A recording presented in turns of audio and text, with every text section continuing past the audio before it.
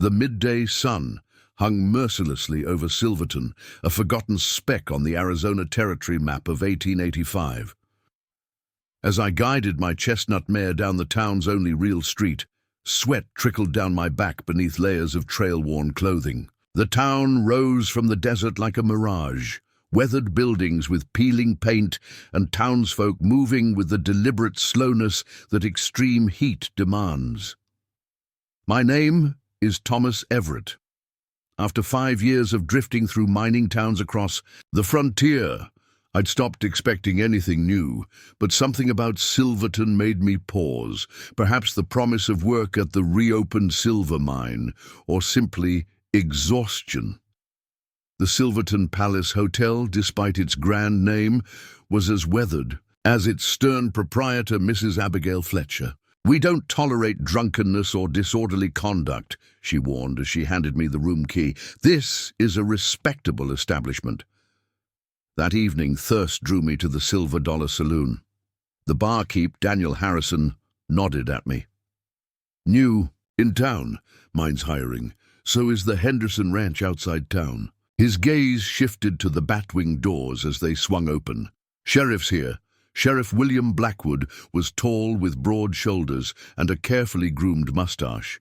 His silver star caught the lamplight as he surveyed the room with practiced scrutiny. Something about his demeanor suggested he enjoyed his power, perhaps too much. Near the piano, a lean man with graying temples and spectacles was engaged in a heated discussion with several companions. "That's Edwin Porter," Harrison explained. "Runs the newspaper, always stirring up something." As the night progressed, Porter's table grew louder. Words like election and corruption occasionally rose above the din. Sheriff Blackwood's expression darkened as he watched them. Finally, he pushed away from the bar and approached Porter's table. The saloon fell silent. "You've had enough for tonight, Porter," Blackwood said, his voice carrying in the sudden quiet. "Time to head home." Porter adjusted his spectacles. "I believe I'm entitled to enjoy an evening with friends, Sheriff. I've broken no laws." "I'm the law in Silverton," Blackwood replied, "and I'm telling you it's time to leave." "Because I speak the truth about your dealings with the mining company? Or because I've questioned where the town's tax money disappears to?" With startling swiftness, Blackwood grabbed Porter by his collar, dragging him from his chair. "Anyone else want to question my authority?" he challenged, scanning the room. No one moved, no one spoke. I watched as Blackwood forced Porter through the batwing doors and into the street. Through the window, I saw him shove the smaller man roughly to the ground. Harrison shook his head. "Porter's been pushing his luck for months, printing stories about Blackwood taking bribes from the mining company to ignore safety violations. Might be true, but truth's dangerous out here." Outside, Porter was dusting himself off, his face a mask of controlled anger. Our eyes met briefly as I passed. There was something in his gaze, determination perhaps, or a silent request for witness. As I walked back to the hotel, I pondered what I'd seen. I'd intended Silverton to be just another temporary stop, but something told me that the town's stories ran deeper than they appeared, and that the confrontation I'd witnessed was merely the visible part of a much larger conflict. If you're itching to see what happens next between Sheriff Blackwood and the brave newspaperman, hit that subscribe button and turn on notifications. Leave a comment below with your thoughts on what Thomas should do: stand up against corruption or keep drifting. Morning in Silverton broke with surprising beauty. The harsh landscape softened in the early light, the distant mountains wrapped in a purple haze that belied the tensions brewing in town. I made my way to the town's only cafe, a small establishment, run by a Chinese family who served the best coffee on this side of the territory. Porter's newspaper, the Daily Pioneer, sat in a neat stack by the door. The bold headline immediately caught my eye: "Sheriff's actions raise questions about power and accountability." Beneath it, a detailed account of the previous night's confrontation at the saloon, written with the sharp clarity of someone unafraid of consequences. "That's a brave man right there," said a gravelly voice beside me. An elderly man with sun-weathered skin and calloused hands settled into the chair across from me, nodding toward the newspaper. Samuel Wright's the name. Saw you watching at the Saloon last night. I introduced myself as he ordered coffee, noting how other patrons cast nervous glances at the newspaper I was reading. I worked those mines for 30 years, Wright continued, his eyes taking on a distant look, until my lungs couldn't take the dust anymore. Lost my son in a cave-in last year. His weathered hand trembled slightly as he raised his cup. The support timbers were rotted through, something the safety inspections should have caught, but money speaks louder than worker safety in Silverton these days. The pain in his voice was unmistakable, not just grief, but the sharper edge of injustice unaddressed. After breakfast, compelled by what I'd read and heard, I found myself outside Porter's newspaper office. The modest building stood halfway, down Main Street, a hand-painted sign proudly declaring it home of the Daily Pioneer, truth above all. Inside, Porter was working at his typesetting table, meticulously arranging letters for tomorrow's edition. A dark bruise had formed on his cheek from Blackwood's rough handling, but his movements were precise and determined.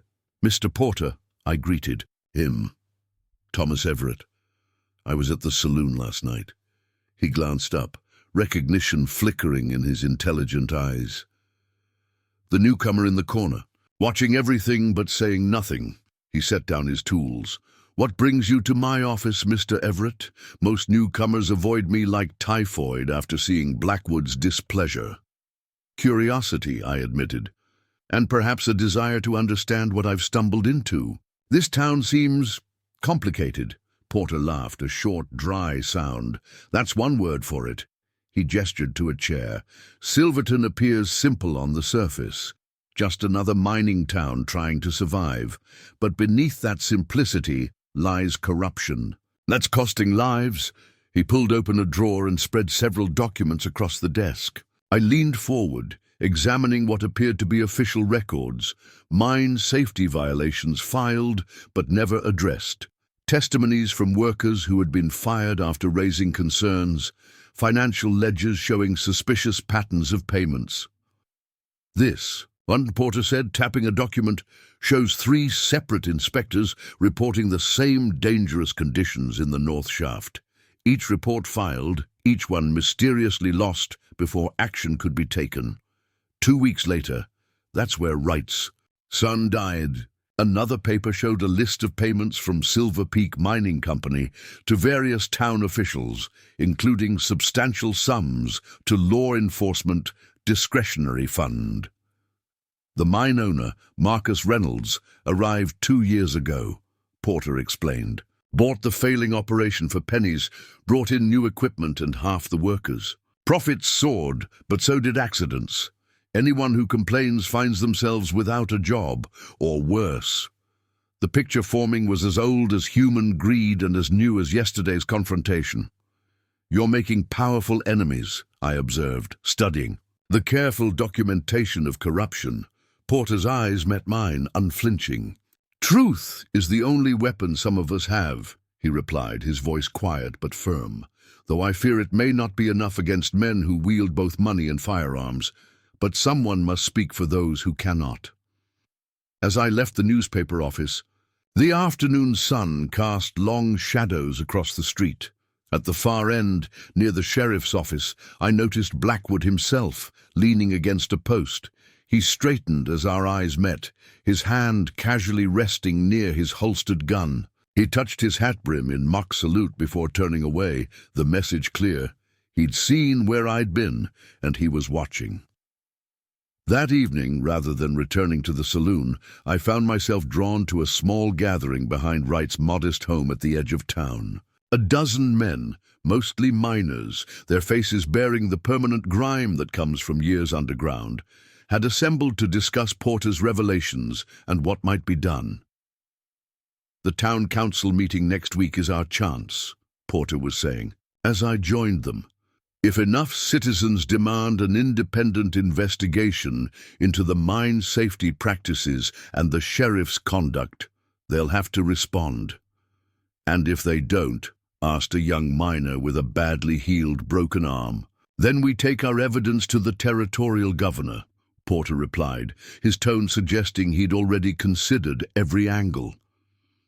I listened as they planned, impressed by their courage despite the obvious fear. These men were risking their livelihoods, perhaps their lives, to stand against the corruption that had infected their town.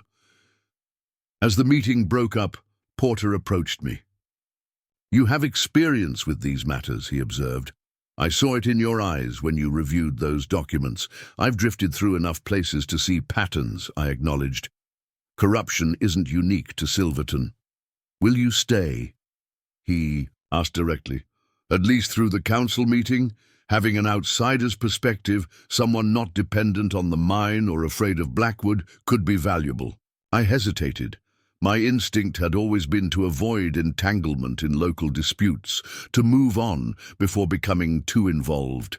But the faces of the men at the meeting, their determination mixed with fear, their desire for justice, stirred something in me I thought long buried. "I'll stay," I found myself saying, surprising myself with my commitment, at least until the council meeting. That night, I returned to my hotel room and sat by the window for a long time, looking out at the quiet street below, thinking about what I'd committed to. Just before midnight, I was jolted awake by shouting and the sound of breaking glass. By the time I reached the street, a crowd had gathered outside the newspaper office. The front window was shattered, glass glittering in the moonlight like scattered diamonds. Inside Porter's printing press, the voice of truth in Silverton lay in ruins, smashed beyond repair by what must have been sledgehammers. On the wall behind it, painted in what looked disturbingly like blood, "Next time it's you." Porter stood amidst the destruction, his face pale but composed in the lantern light. Our eyes met across the distance, and I saw in his gaze not defeat, but a hardening resolve. Sheriff Blackwood arrived with theatrical timing, making a show of examining the damage while barely concealing his satisfaction. "Shame about your press, Porter," he said, loud enough for the crowd to hear. "Probably. Just some drunks causing mischief. I'll look into it." The smirk playing at the corner of his mouth made the hollow promise even more insulting. As dawn broke over the mountains, I helped Porter salvage what could be saved from the wreckage, mostly just papers and a few undamaged tools. The printing. The press itself was beyond repair. "This doesn't change anything," Porter said quietly as we worked, his voice steady despite the devastation around us. "It only confirms what we already knew. They're afraid of the truth coming to light." He picked up a broken piece of type and studied it. "We'll find another way." With Porter's printing press destroyed and a deadly threat painted on the wall, the battle for Silverton's soul has reached a dangerous turning point. Will Thomas and Porter find a way to expose the corruption, or will Sheriff Blackwood and the mining company silence them permanently? If you're on the edge of your seat, waiting to see how this showdown ends, make sure you're subscribed and have notifications turned on for the explosive final chapter. If you've enjoyed this authentic Western tale so far, help spread the word by hitting that like button and sharing with friends who appreciate stories of courage in the face of corruption. Drop a comment with your prediction about how Thomas and Porter will bring justice to Silverton.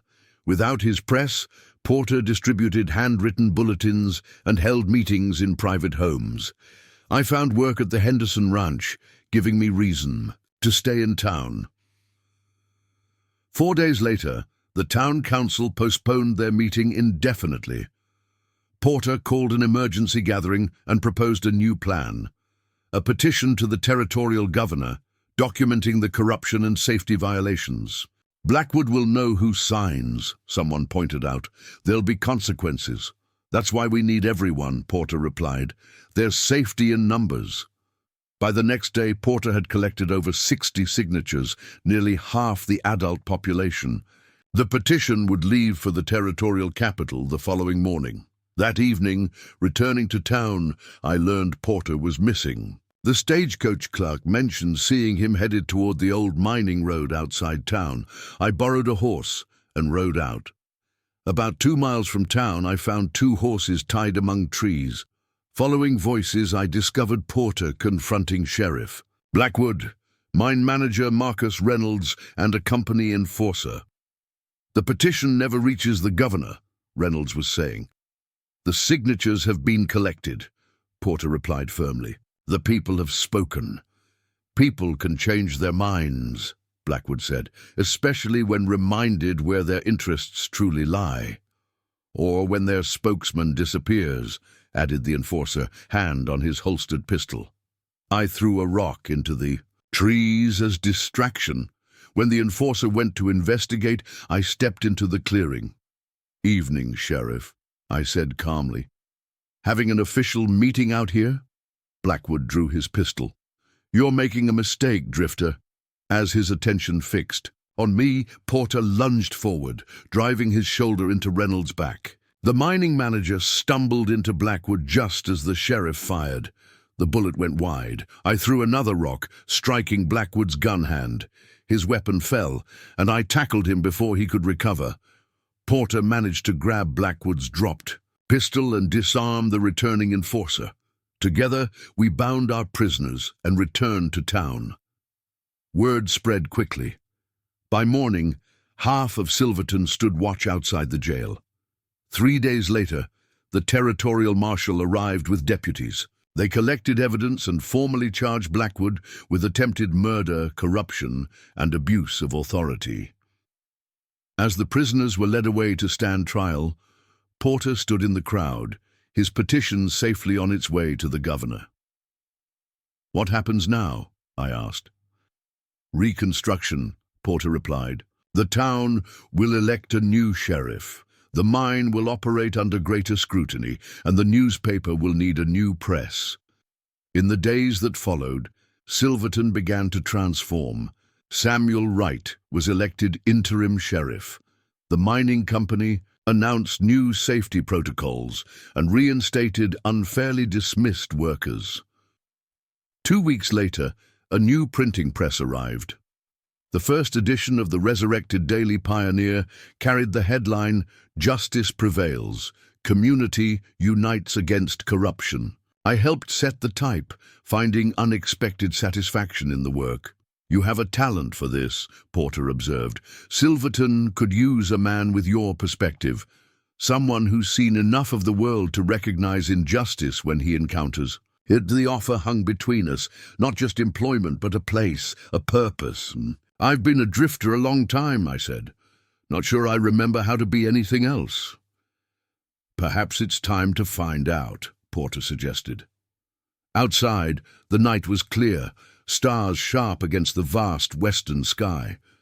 For the first time in years, I considered what it might mean to belong somewhere.